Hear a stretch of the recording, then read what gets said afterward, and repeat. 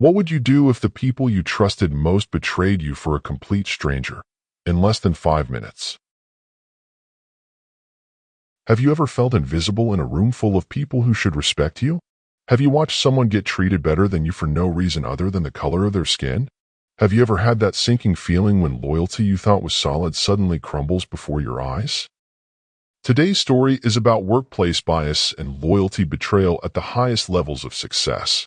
It's about how prejudice can poison even the most exclusive spaces, and how one man's swift response sent shockwaves through an entire industry. If you've ever felt underestimated, hit that like button. This story is for you. This is the story of Darius Wellington, a name that commands respect in boardrooms from New York to Tokyo. A self-made billionaire who built Wellington Innovations from nothing into a global empire worth over $3 billion. We're talking about a man who rose from the projects of Detroit to become one of the most powerful CEOs in America. A man whose company revolutionized green technology and created thousands of jobs across the country. Darius didn't inherit his wealth. He earned every dollar through relentless innovation, 14-hour workdays, and an unwavering commitment to fairness in an industry that often rewards the opposite. His reputation wasn't built on connections or family money. It was forged through results, integrity, and treating every person with dignity regardless of their background. On this particular spring morning at Westfield International Airport, Darius stepped onto his private jet with the quiet confidence of someone who had conquered every obstacle life threw at him. The exclusive terminal, tucked away from commercial flights, was where only the most successful executives conducted their business. This wasn't just transportation. This was a mobile office worth $12 million, equipped with the finest technology and staffed by what he believed were the most loyal professionals money could hire. But here's what made this morning different. As Darius settled into his custom leather seat, reviewing notes for an international summit that could seal a deal worth hundreds of millions, he noticed something unsettling.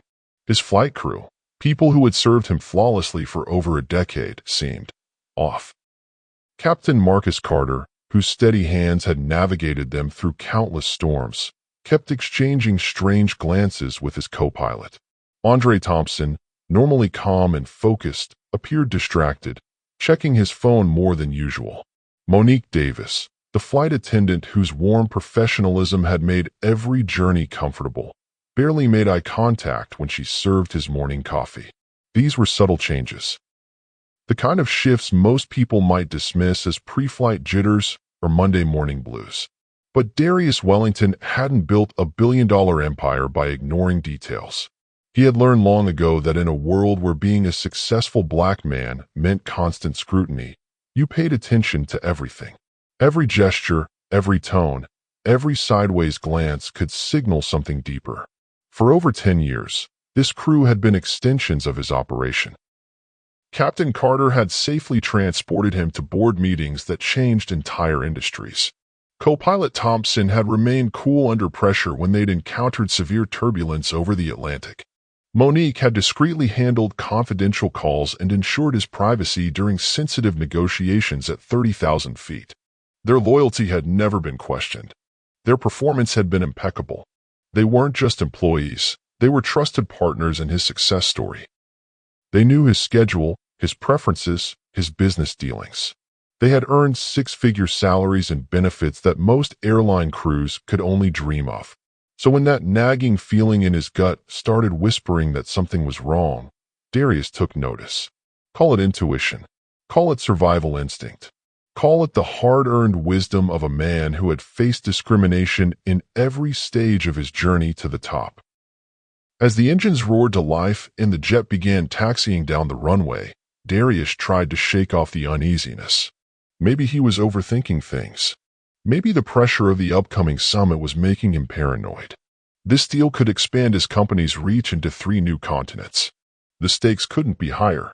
The view of the world shrinking beneath him usually provided a moment of peace. A reminder of how far he'd traveled from those Detroit streets where people told him he'd never amount to anything. Today, though, that sense of elevation felt different.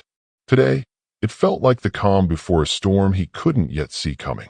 At exactly 8:12 a.m., As millions of dollars hung in the balance and decades of hard work teetered on the edge of this crucial summit, something happened that would change everything. An unexpected guest was about to board his aircraft. A well-dressed white stranger who would expose the ugly truth about loyalty, prejudice, and power.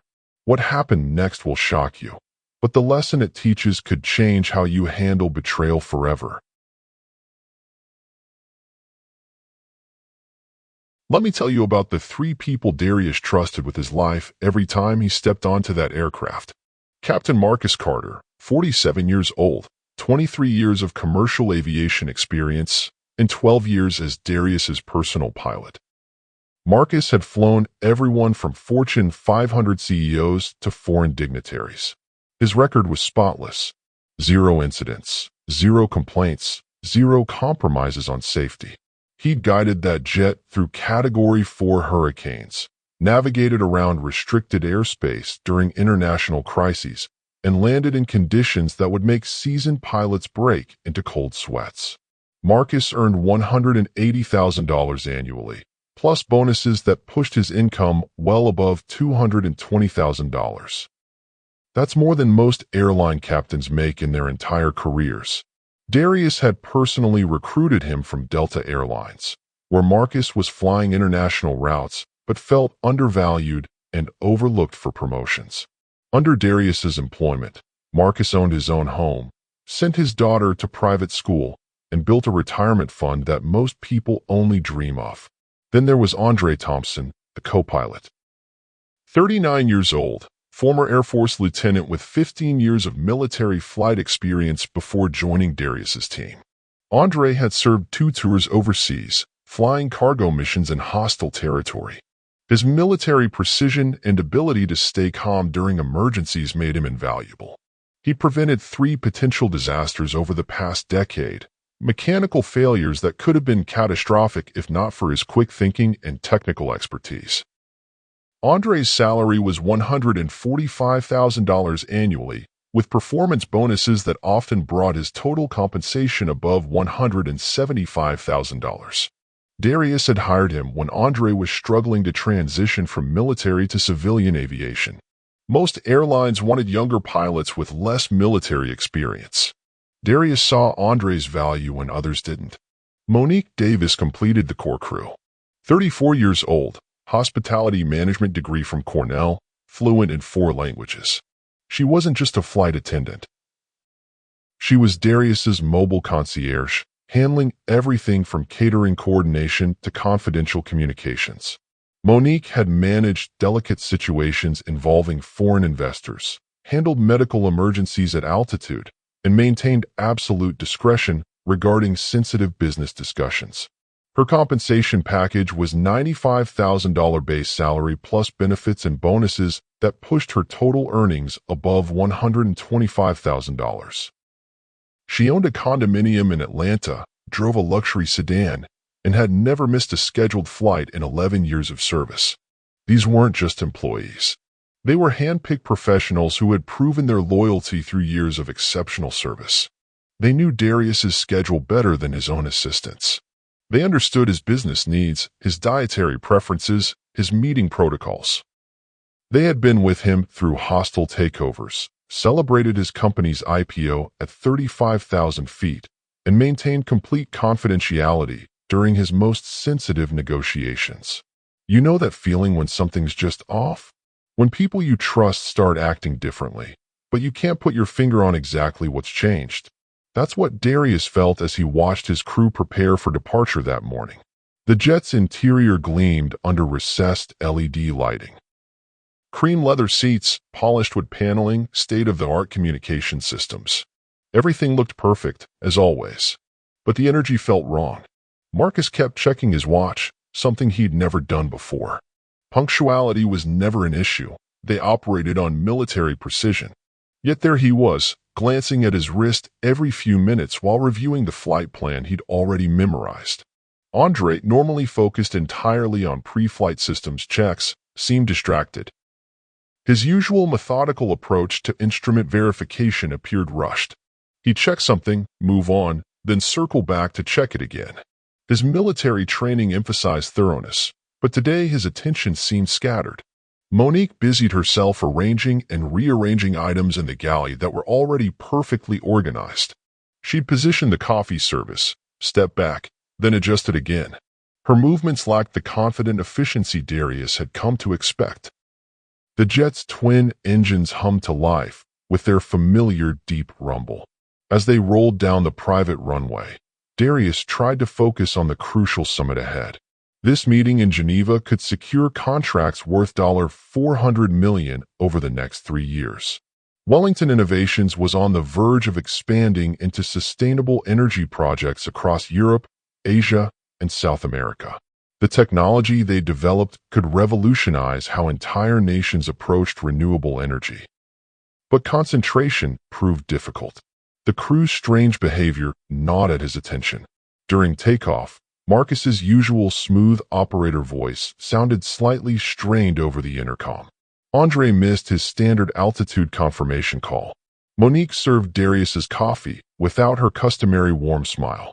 As the aircraft climbed through the morning sky, banking left toward their eastbound route, Darius settled into his workstation. His laptop displayed presentation slides, financial projections, and technical specifications that would determine his company's next decade. The numbers were staggering, potential revenue streams that could employ thousands more people and advance clean energy adoption globally. The cabin's climate control maintained perfect temperature. The noise-canceling technology ensured a quiet workspace. Every detail of the aircraft's design supported productive flight time. Yet Darius found himself glancing toward the cockpit, watching Monique's movements, listening for changes in engine tone. 11 years of flawless service. 11 years of trust. 11 years of mutual respect and professional excellence. Had he missed something? Was financial pressure affecting his crew? Had a competitor approached them with offers? The questions multiplied faster than he could process them. At cruising altitude, the jet cut through scattered clouds with mechanical precision. The world below looked peaceful, orderly, manageable. Up here, surrounded by people he'd trusted with his life hundreds of times, Darius felt an unfamiliar vulnerability. Something was about to happen. He could sense it in the way Marcus avoided eye contact during routine updates. He could feel it in Andre's nervous energy. He could read it in Monique's forced pleasantness. But what Darius couldn't predict was how quickly everything would change, or how a complete stranger would expose the truth about loyalty, prejudice, and the price of betrayal at 35,000 feet. At exactly 8:12 a.m., everything changed. The jet's entry door opened with a soft mechanical hiss, and in stepped a man who would alter the course of that flight forever. Bradford King announced himself with the kind of confidence that comes from never being questioned, never being denied, never being told no. Tall, impeccably dressed in a $3,000 Italian suit, Bradford moved with the measured steps of someone accustomed to command. His silver hair was perfectly styled, his shoes gleamed with fresh polish, and his smile carried the practiced warmth of a man who knew how to work a room.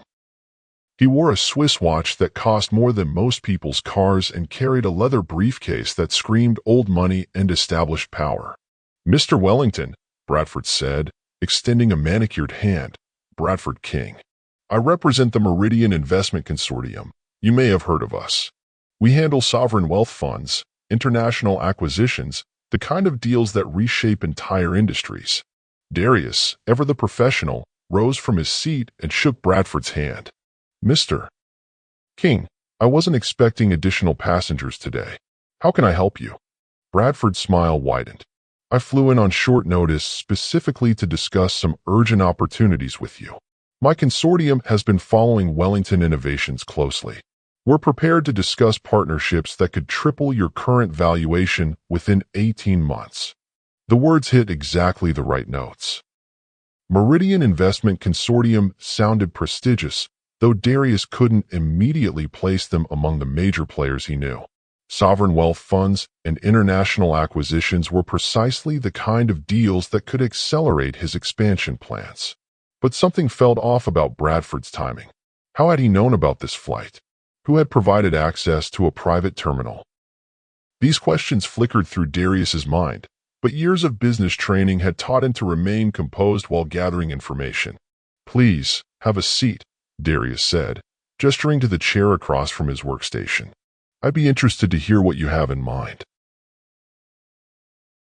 Bradford settled into the leather seat with familiar ease, as if he'd been riding in private jets his entire life. Within minutes, he began issuing quiet instructions to the crew. Not requests, but directives delivered with the casual authority of someone expecting immediate compliance. That's when Darius witnessed something that made his blood pressure spike. Marcus appeared from the cockpit to personally greet Bradford, offering a level of deference he'd never shown toward Darius. "Mr. King, welcome aboard. Is there anything specific you need for the flight?" Bradford waved dismissively. "Just ensure we maintain smooth cruising conditions." "I have important matters to discuss." "Absolutely, sir. We'll make sure everything is perfect for you." Darius blinked hard. In 12 years, Marcus had never personally emerged from the cockpit to greet anyone except foreign dignitaries or heads of state. The man who owned the aircraft, who paid everyone's salaries, who had made their careers possible, received standard professional courtesy. But this stranger, this uninvited guest, received royal treatment. Andre joined the impromptu reception, introducing himself with unusual formality. "Co-pilot Thompson, Mr. King. We're honored to have you aboard." "Honored?" Darius felt his jaw tighten. Andre had flown combat missions, served his country with distinction, earned his position through merit and skill. Yet here he was, practically bowing to a man none of them had met 5 minutes earlier. Then came the coffee incident that crystallized everything. Monique approached Bradford with the premium coffee service, the hand-ground Colombian beans, the bone china cups, the silver service that was typically reserved for Darius's most important guests. She poured with theatrical precision, asking about cream preferences, sugar options, whether he'd prefer a particular temperature. "This is our finest blend, Mr. King. Single origin, roasted just yesterday." Bradford accepted the cup with a nod. "Excellent. I prefer my coffee at exactly 140 degrees. Can you ensure future servings maintain that temperature?" "Of course, sir. I'll make a note." Darius stared in disbelief. His own coffee sat cooling in a standard ceramic mug.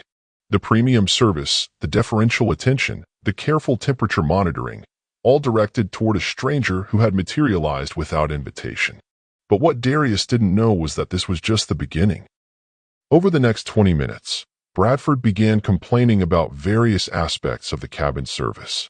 The temperature was too warm. The ambient lighting was too dim.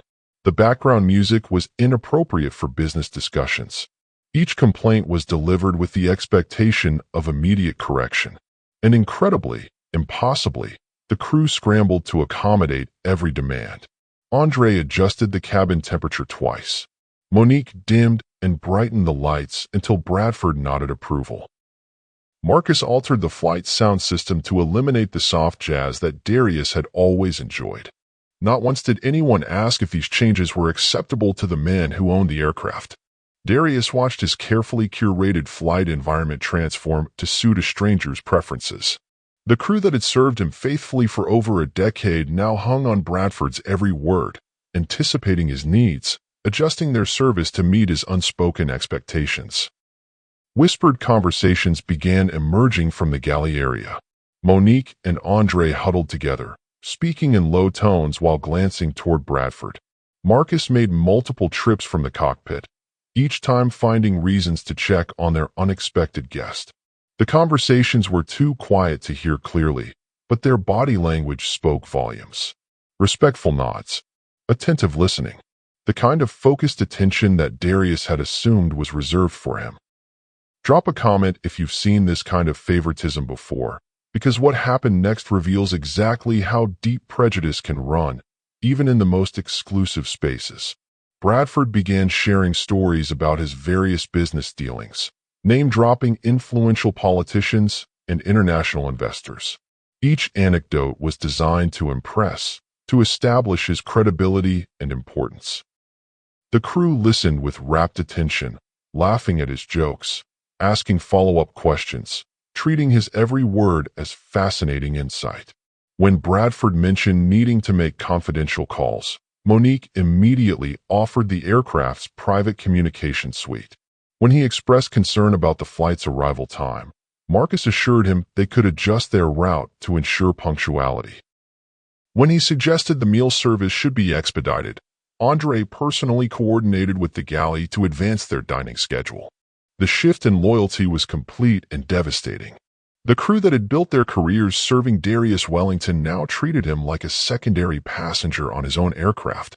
They had transferred their deference, their attention, their professional commitment to a man they'd known for less than an hour. But what Darius didn't know was that this was just the beginning of a betrayal that would expose the ugly truth about bias, power, and the price of assuming loyalty is permanent. The stakes couldn't be higher. Millions of dollars in deals hung in the balance. Decades of relationship building with his crew was crumbling before his eyes. And somewhere above the clouds, traveling at 500 miles per hour, a reckoning was building that would change everything within the next 5 minutes. Bradford King's demands escalated with each passing minute, growing more imperious and unreasonable. What started as polite requests morphed into entitled expectations that revealed his true character. "This meal presentation is completely unacceptable," Bradford announced, gesturing dismissively at the gourmet lunch Monique had prepared. In first-class establishments, proteins are served at precisely 165 degrees internal temperature. This appears to be overcooked. The meal was identical to what Darius had been served countless times: premium ingredients, expertly prepared, restaurant-quality presentation. Yet Monique immediately apologized profusely and rushed to prepare a replacement. "I'm so sorry, Mr. King. Let me fix that right away. Would you prefer the alternate entree, or shall I adjust the preparation method?" Bradford waved his hand dismissively. "Just ensure it meets proper standards. I'm accustomed to excellence." Darius felt his stomach turn. In 11 years, Monique had never once apologized for meals that consistently exceeded 5-star hotel quality. The same food that had impressed foreign ministers and Fortune 500 CEOs was suddenly inadequate because Bradford King deemed it so. The demands continued relentlessly. The cabin's air circulation needed adjustment, too much flow from the upper vents. The leather seat cushions required additional lumbar support. The reading lights cast shadows at the wrong angles. Each complaint was delivered with increasing arrogance, as if the crew existed solely to serve his comfort. And incredibly, impossibly, they complied with everything. Andre emerged from the cockpit multiple times to personally adjust environmental controls. Marcus altered the flight path slightly to avoid minor turbulence that Bradford found disruptive. Monique reorganized the entire galley service to accommodate his preferences. The betrayal wasn't just about preferential treatment anymore. It was about complete abdication of loyalty to the man who had made their careers possible. The crew that had sworn professional allegiance to Darius Wellington now acted as if Bradford King owned the aircraft. Darius watched this transformation with growing horror. These weren't strangers hired for a single flight. These were people who knew his story, who had witnessed his journey from struggling entrepreneur to global success. They had been present during his company's darkest moments and celebrated alongside him during breakthrough achievements. Marcus had flown him to the signing ceremony when Wellington Innovations secured its first major government contract. Andre had maintained perfect conditions during the 12-hour flight to Tokyo, where Darius closed the deal that expanded his company into Asian markets. Monique had discreetly handled sensitive calls when hostile takeover attempts threatened to destroy everything he built. They knew what this success meant to him. They understood the obstacles he'd overcome, the discrimination he'd faced, the countless nights he'd worked while others doubted his potential. Yet none of that mattered now. Bradford King's presence had erased 12 years of mutual respect and professional partnership. The realization hit Darius with devastating clarity. His crew's loyalty had never been about him personally. It had been about the power they perceived him to wield. And in their minds, Bradford King wielded more. When the whispered conversations between crew members became too obvious to ignore, Darius excused himself and retreated to his private cabin office. The small compartment, Normally his sanctuary during long flights, felt suffocating. He closed the door and sank into the chair behind his compact desk. For the first time in years, Darius Wellington felt truly alone. The memories came flooding back, decades of experiences he'd learned to compartmentalize and push aside. Walking into boardrooms where conversations stopped when he entered. Watching business partners defer to less qualified white colleagues. Hearing his ideas dismissed until they were repeated by someone who looked like Bradford King. He remembered the early days of Wellington Innovations, when potential investors questioned his technical expertise despite his engineering degrees. He recalled the bank meetings where loan officers scrutinized his business plans with suspicious intensity while approving lesser proposals from competitors. He thought about the industry conferences where he was mistaken for hotel staff, where his presence was questioned, where his achievements were attributed to diversity initiatives rather than merit. All those experiences had taught him to expect bias from strangers. But this betrayal cut deeper because it came from people he had trusted, people who had benefited directly from his success, people who had seen his character, his work ethic, his integrity up close for over a decade. The pain was personal and professional simultaneously. These crew members weren't just employees, they were witnesses to his journey. They had flown with him during his mother's funeral, maintaining respectful silence during his grief. They had celebrated with him when his company went public, sharing champagne at 35,000 feet. They had protected his privacy during his divorce, ensuring confidentiality when media attention threatened his personal life. Yet none of that history mattered when Bradford King appeared. The stranger's polished appearance and confident demeanor had instantly commanded respect that Darius had spent years earning. The crew's deference to Bradford revealed their true beliefs about power, authority, and who deserved their loyalty. Darius closed his eyes and felt the weight of systemic bias settling on his shoulders like a familiar burden. This wasn't just about one flight or one moment of disrespect. This was about the pervasive, insidious nature of prejudice that could corrupt even the most intimate professional relationships. The man who had built a $3 billion empire through innovation and determination now faced the stark reality that success couldn't shield him from the ugliest aspects of human nature. Money couldn't buy genuine respect. Achievement couldn't eliminate deep-seated biases. Power couldn't prevent betrayal rooted in racial prejudice. But as Darius sat in that small office, processing the pain of betrayal, something else began to emerge. The hurt transformed into clarity. The disappointment crystallized into resolve. The personal wound became fuel for decisive action. In business circles, Darius had earned the nickname, the Executrix, for his swift, uncompromising responses to challenges. When competitors attempted hostile takeovers, he moved with surgical precision to protect his company. When employees violated ethical standards, he removed them without hesitation. When partners proved unreliable, he severed relationships cleanly and completely. The crew had made their choice. They had revealed their true loyalties. They had demonstrated that their years of service were conditional, dependent on their perception of who held real power. Now it was time for Darius to make his choice. He opened his eyes, straightened his shoulders, and felt the familiar surge of determination that had carried him through every major challenge of his career. The betrayal would not go unanswered. The breach of trust would not be tolerated. The message needed to be clear, immediate, and absolute. Darius Wellington stood up, adjusted his suit jacket, and prepared to walk back into the main cabin. The storm was about to break.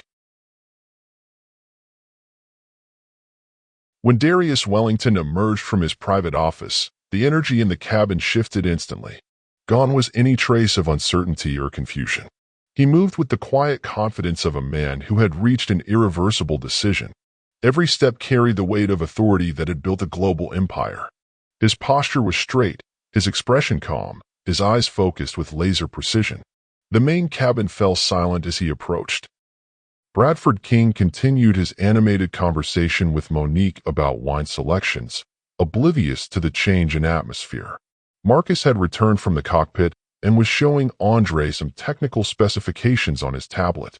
The casual, comfortable environment they had created around Bradford's presence was about to shatter. Darius positioned himself at the center of the cabin, where everyone could see him clearly. He didn't raise his voice. He didn't need to. When a man of his stature speaks, people listen. Ladies and gentlemen, I need everyone's attention. The conversation stopped immediately. Bradford looked up from his wine discussion, mild annoyance flickering across his features. Marcus straightened, suddenly aware that something significant was happening. Andre set down his tablet. Monique turned from the galley with a confused expression. Darius let the silence settle for a moment, allowing the weight of his presence to fill the space. When he spoke, his voice carried the measured cadence of someone who had addressed hostile shareholders, confronted corrupt politicians, and stared down corporate adversaries. I have dedicated my life to 3 fundamental principles: integrity, excellence, and mutual respect. For over a decade, I believe that every member of this crew shared those values. I believe that the relationship we built was based on mutual trust and professional honor. His eyes moved slowly across each crew member's face, watching their expressions shift from confusion to dawning comprehension. Today, I have witnessed a breach of that trust so profound, so complete, that it cannot be overlooked or forgiven. Today, I have watched people I considered partners abandon their loyalty for a stranger they met 30 minutes ago. Marcus shifted uncomfortably, his face beginning to flush with the realization of what was happening. Andre's military bearing couldn't hide the anxiety creeping into his features. Monique's hands trembled slightly as she gripped the galley counter. Bradford King, however, maintained his composure with irritating confidence. "Mr. Wellington, I'm sure there's been some misunderstanding. Your crew has been nothing but professional." Darius turned his attention to Bradford, his voice remaining steady but carrying an edge that could cut steel. "Mr. King, your presence here has served a valuable purpose. You have exposed the true character of people I trusted. You have revealed loyalties I thought were solid but were, in fact, conditional." He turned back to address his crew directly. Captain Carter stepped forward. Marcus approached reluctantly, his earlier confidence completely evaporated. The man who had commanded respect in cockpits around the world now looked like a child called to the principal's office.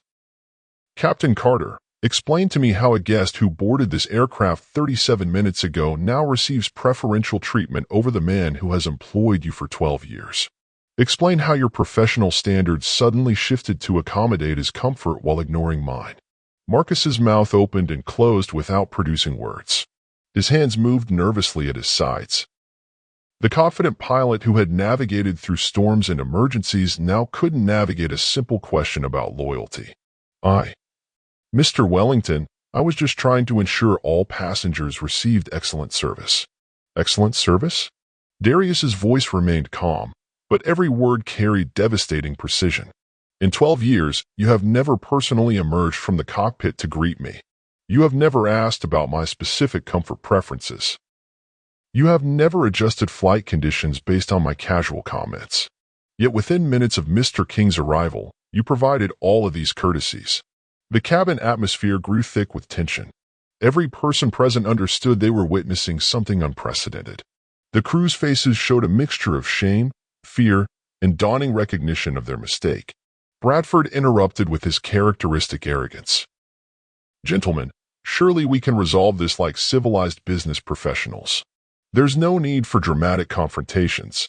Darius's gaze shifted to Bradford with the intensity of a predator sizing up prey. "Mr. King, your role in this situation is crystal clear. You walked onto my aircraft and immediately began issuing demands. You complained about service that has satisfied foreign dignitaries and heads of state. You expected deference you had not earned and received it from people who forgot their fundamental obligations." Bradford's smile faltered slightly, but he maintained his composure. "I simply expect a certain standard of service when traveling. That's hardly unreasonable." "What's unreasonable?" Darius replied, his voice growing stronger, "is the assumption that your expectations supersede the respect owed to the man who owns this aircraft, employs this crew, and has built the success that makes all of this possible." He turned back to address the entire crew, his voice rising with righteous authority. There is no room for betrayal, whether born out of prejudice, ambition, or misplaced loyalty. When service becomes subservience to someone based solely on their appearance and perceived authority, the foundation of trust has been permanently damaged. The words hung in the air like a judge's gavel before sentencing. Marcus looked pale. Andre stared at the floor. Monique's eyes filled with tears as she began to understand the irreversible nature of what was happening. Darius straightened to his full height, his voice carrying the finality of an executive decision that would reshape lives in the next 30 seconds. Effective immediately, all flight crew members present on this aircraft are terminated from my employment. The declaration hit like a thunderbolt. Marcus stumbled backward as if physically struck. Andre's military composure cracked completely, his face showing the devastation of losing everything he had worked for. Monique gasped audibly, her hand flying to her mouth. "Sir, please," Marcus stammered. "We can discuss this. We can work through whatever misunderstanding." "There is no misunderstanding," Darius cut him off. "There is only the clear demonstration of where your loyalties lie. You made your choice when you decided that 30 minutes with Mr. King outweighed 12 years with me." Andre stepped forward, his voice shaking. "Mr. Wellington, I serve my country with honor. I've flown with you through every crisis, every emergency.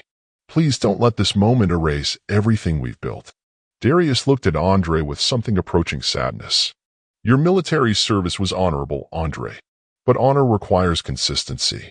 It requires loyalty that doesn't waver based on who walks through the door. Today, you abandoned that honor." Bradford King finally seemed to grasp the magnitude of what was happening. His earlier confidence evaporated as he realized his presence had triggered consequences far beyond anything he had anticipated. Monique approached with tears streaming down her face. "Mr. Wellington, I have a mortgage, car payments. My family depends on this job. Please, I'll do anything to make this right."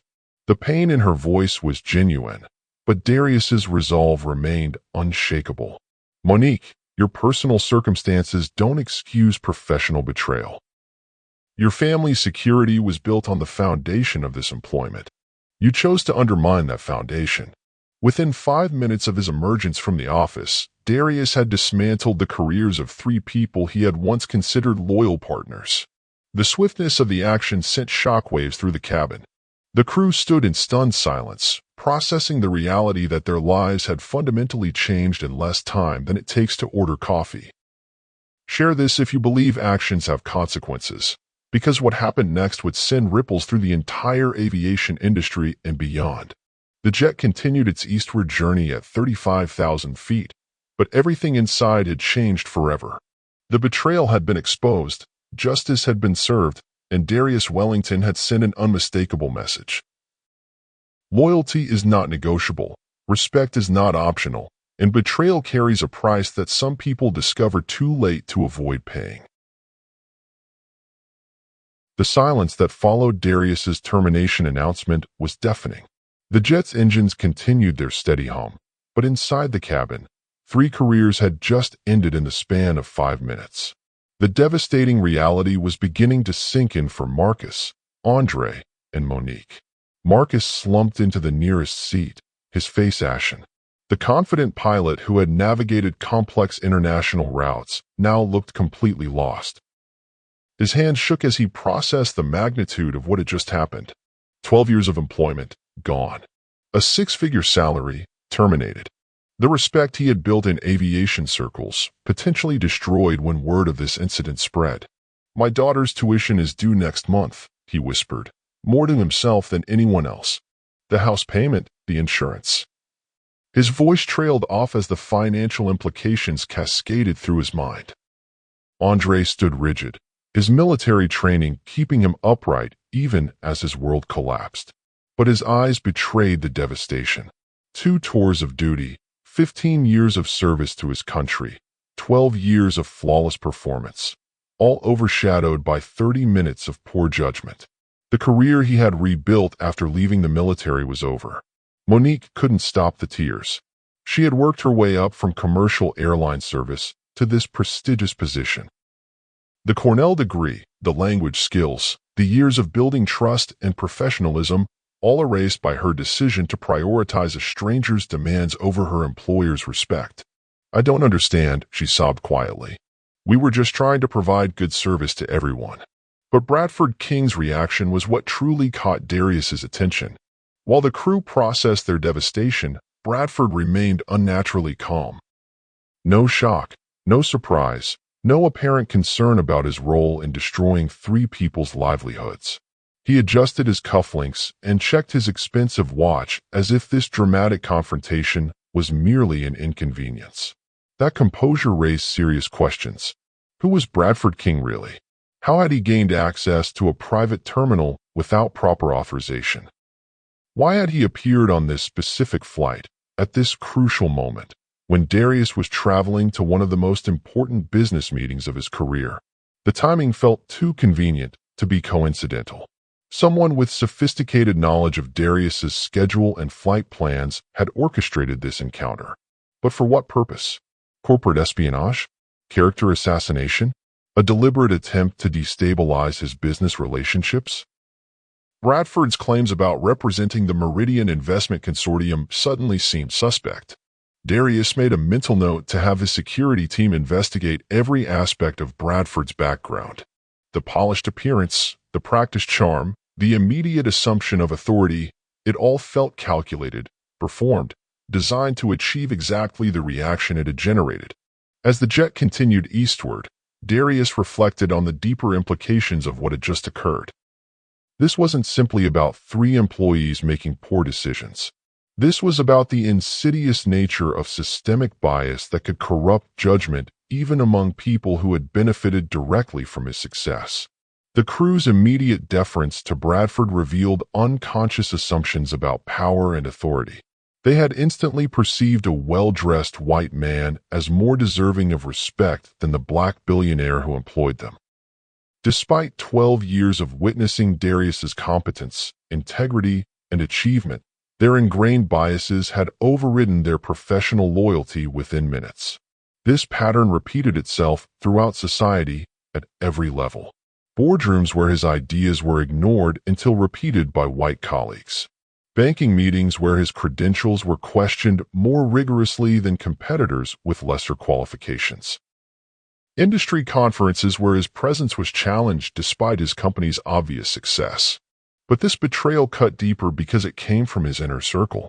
These weren't strangers operating on assumptions and prejudices. These were people who knew his character intimately, who had witnessed his leadership firsthand, who had prospered under his employment. Within hours of landing, Darius issued a public statement that sent shockwaves through corporate America. His message was direct, uncompromising, and impossible to ignore. "Today, I witnessed a betrayal that exposes the persistence of bias in our most trusted relationships. 3 employees chose to prioritize a stranger's comfort over 12 years of mutual respect and professional partnership. This decision reflects not just personal disloyalty, but the deeper challenge of systemic prejudice that continues to undermine merit-based relationships."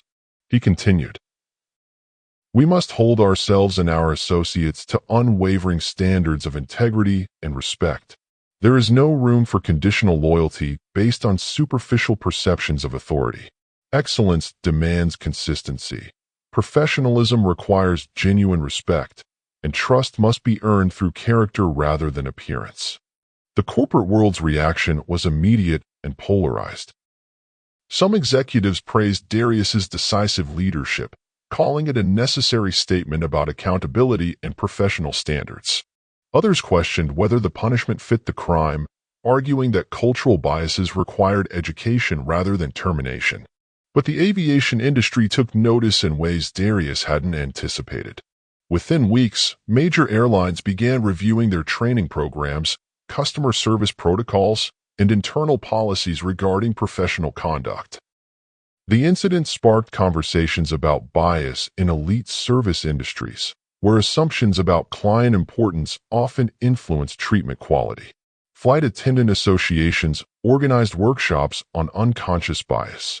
Pilot training programs added modules on professional loyalty and ethical decision-making. Private aviation companies restructured their hiring practices to emphasize character assessment alongside technical qualifications. The ripple effects extended beyond aviation into hospitality, luxury services, and executive support industries. The question became universal. How do service professionals maintain consistent standards when personal biases influence their judgment? Business schools began using the incident as a case study in corporate leadership and crisis management. Was Darius's response proportionate to the offense? Did swift termination send the right message about accountability? Could the situation have been resolved through training and education rather than career destruction? These questions revealed the complexity of addressing systemic bias in professional relationships. The crew's actions weren't overtly discriminatory. They hadn't used slurs or refused service. They had simply shifted their attention and priorities based on unconscious assumptions about who deserved their best efforts. But Darius understood that subtle bias could be more damaging than overt discrimination precisely because it was harder to identify and address. When respect becomes conditional on superficial characteristics rather than demonstrated merit, the foundation of professional relationships becomes fundamentally compromised. The incident also highlighted the vulnerability of successful minorities in spaces where their authority could be undermined by ingrained prejudices. Despite billions in wealth and decades of achievement, Darius had watched his own employees choose to defer to a stranger based solely on racial dynamics they probably couldn't even acknowledge. This reality forced uncomfortable conversations in corporate boardrooms across America about loyalty, respect, and the persistence of bias in elite professional environments. The termination of his flight crew marked the beginning of the most comprehensive corporate reform in Wellington Innovation's history. Darius didn't simply fire 3 employees and move on. He used the incident as a catalyst for fundamental change throughout his entire organization. Within 30 days of that fateful flight, Darius announced sweeping reforms that would reshape how his company operated at every level. New hiring protocols were implemented that evaluated character alongside competence. Every employee, from entry-level positions to executive leadership, underwent comprehensive training focused on unconscious bias, professional loyalty, and ethical decision-making. The changes weren't cosmetic or superficial. Darius invested $2.3 million in developing proprietary training programs that addressed the root causes of the kind of betrayal he had experienced. These weren't standard diversity workshops. They were intensive programs designed to identify and eliminate conditional loyalty based on superficial characteristics. Performance evaluations were restructured to include assessments of integrity, consistency, and commitment to core values. Promotion criteria now weighted character development equally with technical achievement. The message was clear. Excellence at Wellington Innovations required both competence and unwavering ethical standards. But the transformation extended far beyond his own company. The aviation industry, still reeling from the publicity surrounding the incident, began implementing changes that would affect millions of passengers worldwide. Major airlines restructured their customer service training, emphasizing consistent professional standards regardless of passenger demographics or perceived status. Private aviation companies adopted new protocols for crew assignment and passenger interaction. The assumption that wealthy clients automatically deserved superior treatment was challenged and replaced with merit-based service standards. Flight crews received specialized training on maintaining professional boundaries and avoiding the kind of loyalty shifts that had destroyed 3 careers at 35,000 feet. The hospitality industry followed suit. Luxury hotels, exclusive restaurants, and high-end service providers began examining their own practices for evidence of conditional treatment based on client characteristics rather than actual behavior or established relationships. Within 2 years, the incident had evolved from a private business dispute into a legendary case study taught in business schools worldwide. Harvard Business School featured it in their executive leadership curriculum. Wharton developed an entire course module around crisis management and ethical decision-making using Darius's response as the primary example. The story became known as the 5-minute termination, a reference to the speed with which Darius had identified betrayal and implemented consequences. Management consultants used it to illustrate the importance of swift, decisive leadership when core values are compromised. But the most significant impact was on corporate culture across America. The incident forced executives to confront uncomfortable questions about loyalty, respect, and the persistence of bias in their own organizations. Boardrooms that had never seriously addressed these issues were suddenly having difficult conversations about professional standards and ethical behavior. Young professionals entering the workforce learned about the Wellington Innovations incident as an example of how career-ending mistakes could happen in minutes. The story served as a cautionary tale about the importance of consistency, integrity, and genuine loyalty rather than opportunistic deference. Darius himself became a sought-after speaker on corporate ethics and leadership. His message was simple but powerful. True leadership requires the courage to address uncomfortable truths, even when those truths come from trusted allies. The willingness to sacrifice comfortable relationships for fundamental principles distinguished great leaders from merely successful ones. Leadership isn't about being liked, he often told audiences. It's about being respected for your consistency, your integrity, and your unwavering commitment to what's right. The moment you compromise those standards to avoid difficult conversations, you begin losing the authority that makes leadership possible. The 3 terminated crew members became case studies in professional development programs. Their mistake, choosing perceived power over demonstrated loyalty, served as a warning about how quickly careers could be destroyed by poor judgment. Some found employment elsewhere, carrying the lessons of that flight into new positions. Others struggled to rebuild their professional reputations after the incident became public knowledge. But the broader lesson transcended individual consequences. The incident proved that bias and betrayal could emerge anywhere, even in the most trusted professional relationships. It demonstrated that addressing these issues required more than good intentions. It demanded systematic change, continuous vigilance, and the willingness to enforce standards even when enforcement was painful. Today, Wellington Innovations remains one of the most respected companies in America, not just for its financial success, but for its unwavering commitment to ethical leadership. The reforms implemented after that turbulent flight created a corporate culture that attracts top talent specifically because of its reputation for integrity and fairness. The legacy of that 5-minute confrontation extends far beyond one company or one industry. It serves as a reminder that every professional relationship is built on trust, and that trust must be earned through consistent behavior rather than assumed based on historical performance. Subscribe if you want more stories about standing up for what's right, because the courage to enforce your values, even when it costs you personally, is what separates true leaders from those who simply hold positions of authority.